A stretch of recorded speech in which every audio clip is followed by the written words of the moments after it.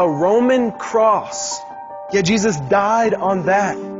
See, I don't care what you believe, just read history. It's a historical fact. So the question we have to ask is, what will you do with this man of misery? 6 hours on a piece of wood?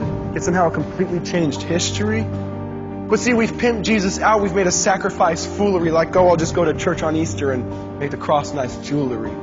But see, the cross wasn't a symbol of faith. It was a symbol of death. I mean, imagine if someone had an electric chair hanging around their neck. So the question we have to ask is, what was different about the man that day that could take something that kills and turn it into something that saves? See, he was unique because he was innocent. God actually became a man. Now that's different. And on the cross, he says, I'm not dying because of me, I'm dying because of you.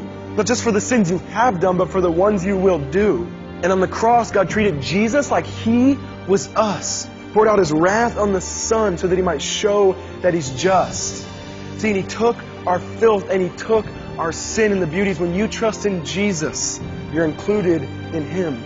But first, walk with me what it must have been like that night when the Son of God looked like he lost the fight.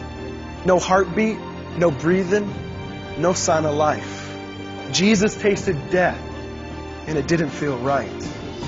Have you ever let that sink in, that Jesus died? No, really, Jesus actually died. 3 days in the tomb, lifeless laid his remains, like the king had given up his crown, like he'd given up his reins.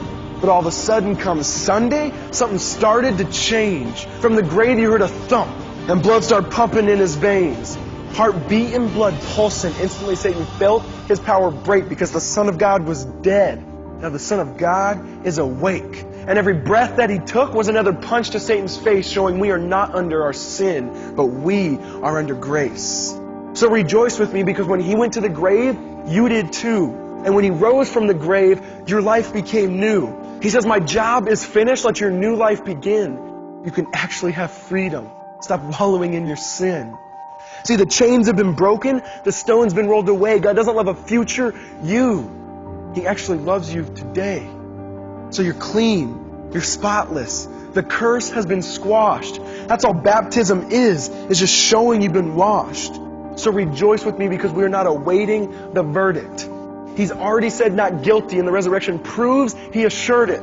Because our whole life we feasted on sin and we couldn't pay the tab. Jesus walks over to our bill and says, I'll take care of that. So stop trying to pay your own debt. In fact, God doesn't even expect it. Because the cross shows payment given, resurrection shows payment accepted. And instantly we were perfectly spotless when we were spiritual whores. Because when he walked out of the grave, he left our sin on the floor. And he turned around and looked at where his body lay and says, sin? See, that's where you're going to stay.